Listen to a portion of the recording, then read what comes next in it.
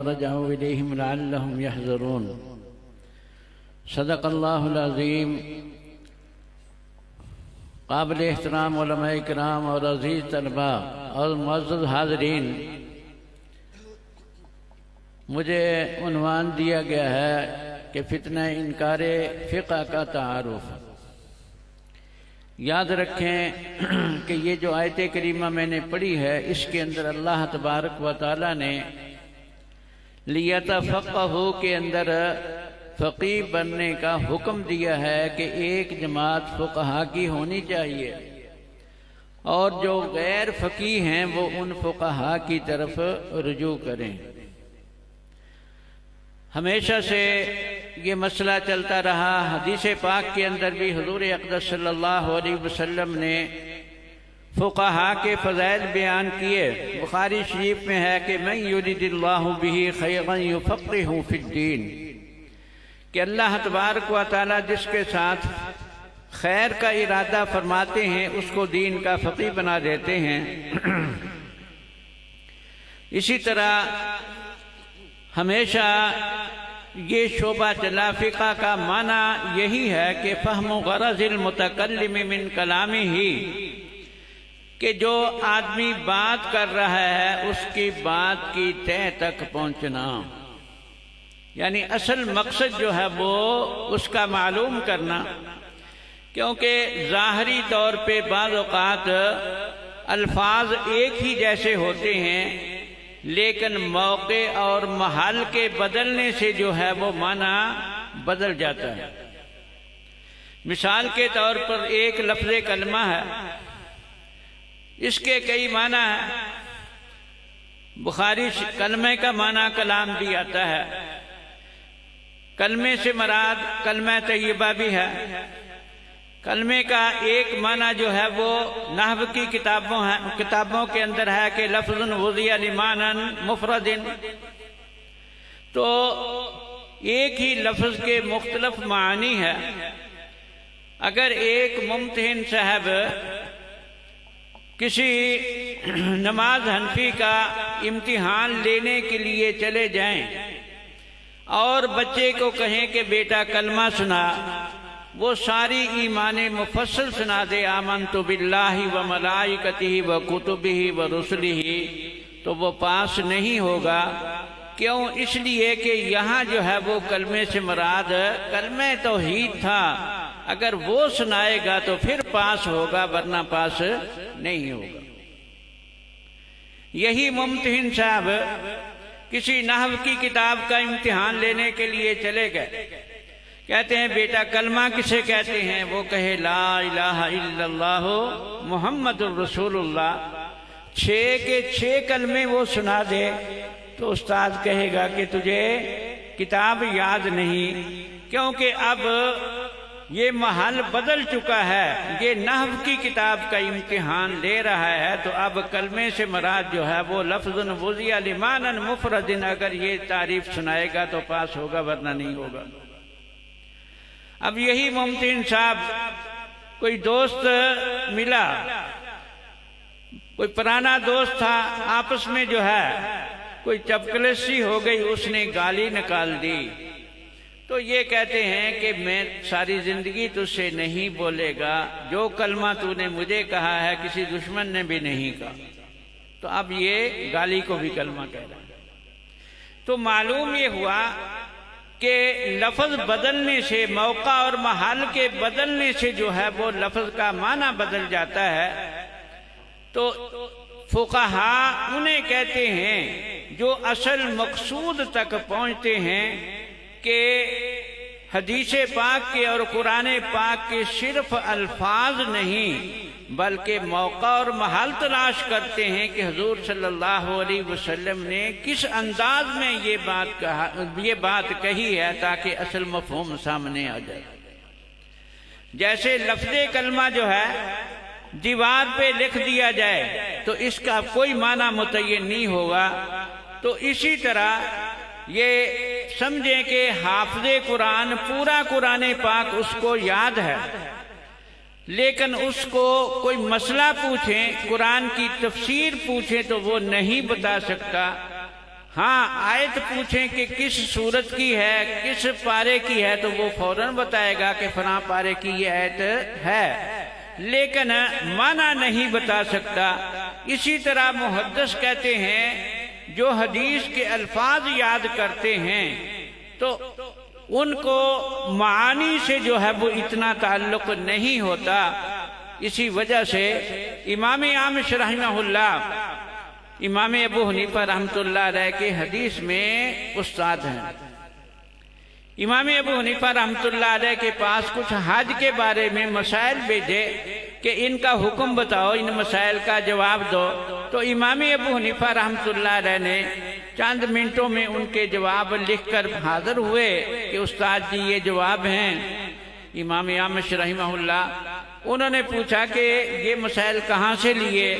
تو امام ابو حنیفہ رحمۃ اللہ علیہ بتا رہے ہیں کہ حضرت فلاں حدیث آپ سے پڑھی تھی، اس سے یہ مسئلہ نکلا، فلاں حدیث پڑھی تھی، اس سے یہ مسئلہ نکلا۔ اب تفصیل سے جب بتا رہے ہیں تو امام اعمش رحمہ اللہ بہت خوش ہوئے، فرمایا کہ ابو حنیفہ تجھے مبارک ہو، اللہ نے ہمیں ایک علم دیا تھا، تمہیں دو علم دیے ہیں۔ الفاظ رسول ہم سے لیے ہیں، لیکن مراد رسول جو ہے وہ جہاں تک تیری نظر پہنچتی ہے ہماری نظر نہیں پہنچتی۔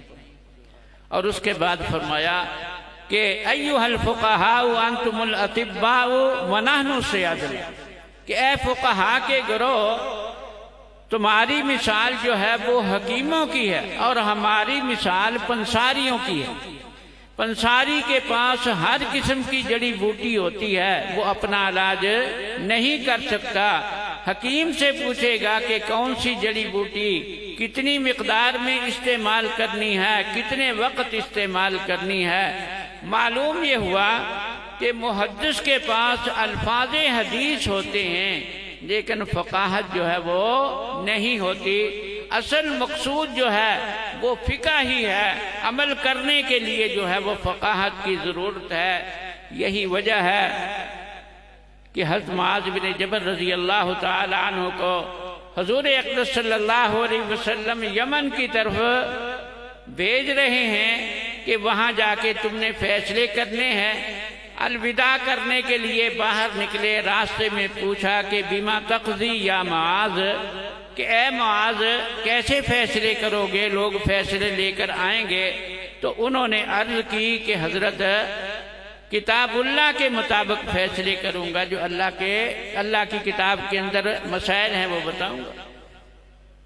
حضور اقدس صلی اللہ علیہ وسلم نے فرمایا فَإِن لَمْ تَجِدْ فِيهِ، کہ اگر کتاب اللہ میں مسئلہ نہ ملا تو پھر، تو انہوں نے فرمایا کہ فَبِسُنَّةِ رسول اللہ صلی اللہ علیہ وسلم، آپ کی سنت ہے اس کے مطابق میں مسئلے بتاؤں گا۔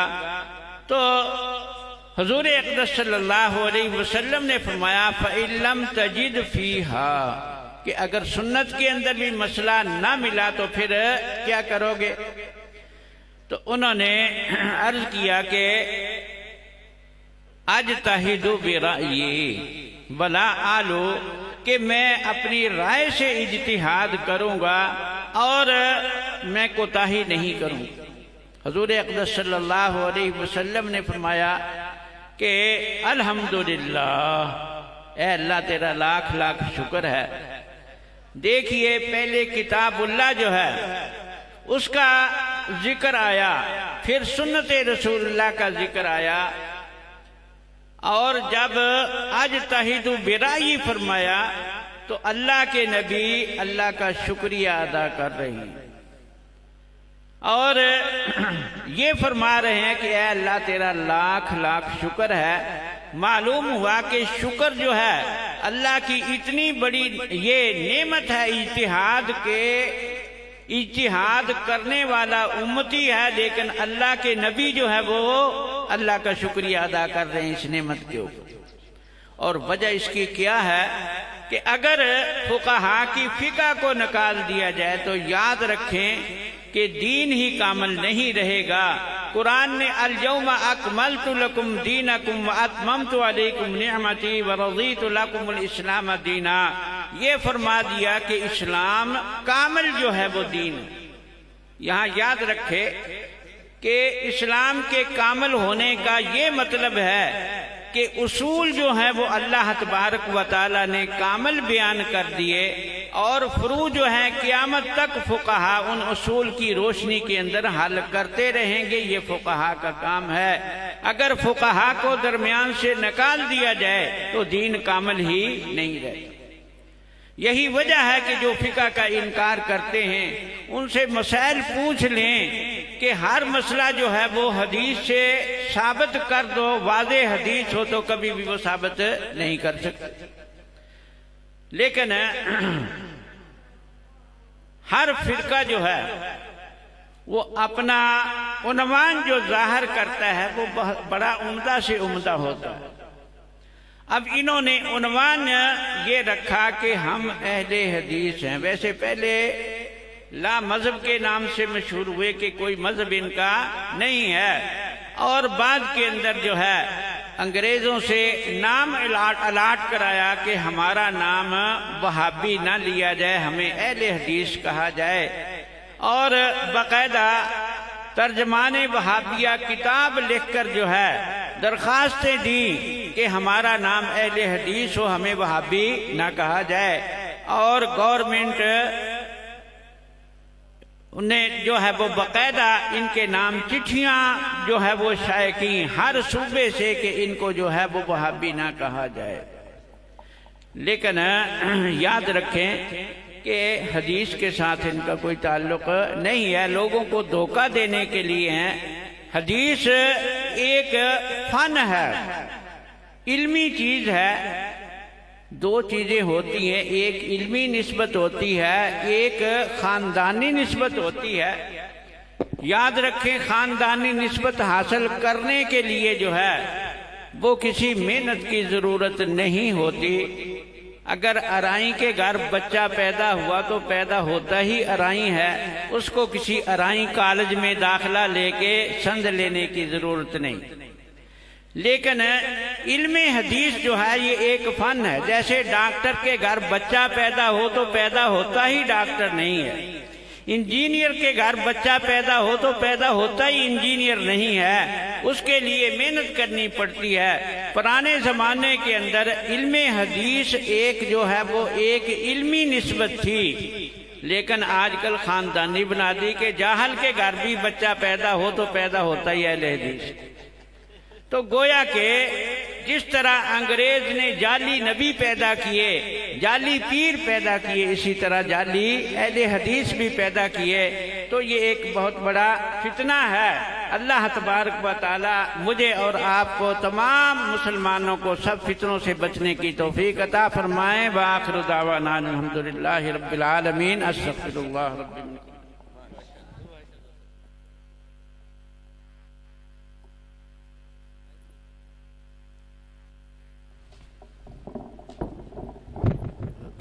تھوڑا سا اور دینا پڑا ہے نہیں